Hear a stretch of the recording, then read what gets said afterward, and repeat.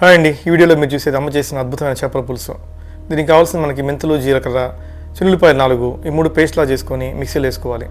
ఆ తర్వాత కొన్ని గసగసాలని నీళ్ళలో నానబెట్టి దాన్ని కూడా మిక్సీలో వేసుకోవాలి.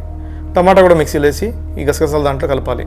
ఆ తర్వాత బయట క్లీన్ చేసుకొని తీసుకొచ్చిన చేపల్ని మీరు ఏం చేస్తారంటే కొంచెం సాల్ట్లో పట్టించండి, క్లీన్ చేయండి. తర్వాత దానికి నిమ్మరసము, పెరుగు వేసి క్లీన్ చేయండి.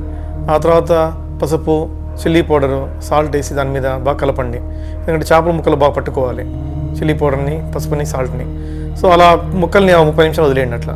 సో మనం ఏదైతే మనం ఇక్కడ జీలకర్రను మిక్సీలో వేసుకున్నాం, మెంతులు, దాన్ని కొంచెం వేయించినాక, ఆనియన్ కొంచెం వేసినాక ఈ గిన్నెలో మళ్ళీ తర్వాత లాస్ట్గా ఈ చేపల ముక్కల్ని దీంట్లో కలపాలి. సో ఈ లోపల మీరు కొంచెం చింతపండు పులుసు కూడా పెట్టుకొని దాన్ని కూడా ఈ మిశ్రమంలో యాడ్ చేయాలి. సో అలా యాడ్ చేసినాక కొంచెం సేపు మీద స్టవ్ మీద వెలిగించి లో ఫ్లేమ్లో హీట్ చేస్తూ ఉండాలి. ఒక 10 నిమిషాలు హీట్ చేసిన తర్వాత కొంచెం లైట్గా కొత్తిమీర వేసుకొని దాంట్లో మళ్ళీ ఈ చేపల ముక్కల్ని ఏదైతే క్లీన్ చేసామో వాటిని కలపాలి. ఒకటి గుర్తుపెట్టుకోవాల్సిన విషయం ఏంటంటే చేపల ముక్కల్ని ఎప్పుడు కూడా మన స్పూన్తో కానీ గడ్డితో కానీ కదిలించకూడదు. ఎందుకంటే చిదురైపోతాయి, బ్రేక్ అవుతాయి ముక్కలు. సో మీరు తిప్పాలి అనుకుంటే ఒకేసారి గిన్నె మొత్తం ఎగరేయాలి పైకి, అప్పుడు ముక్కలు కూడా మిక్స్ అవుతూ ఉంటాయి.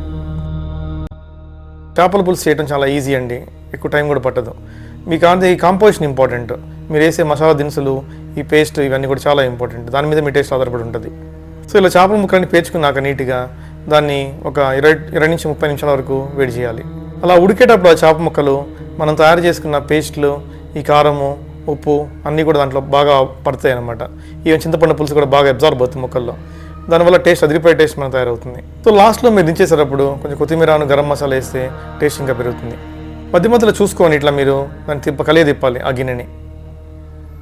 అప్పుడు ఈ మసాలా అంతా కూడా ముక్కల్లో బాగా పడుతుంది, ప్లస్ ముక్కలు కూడా బాగా బాయిల్ అవుతాయి. ఈ గిన్నె మీద మూత పెట్టేసి ఒక 10 నిమిషాలు అట్లానే బాయిల్ కానివ్వండి.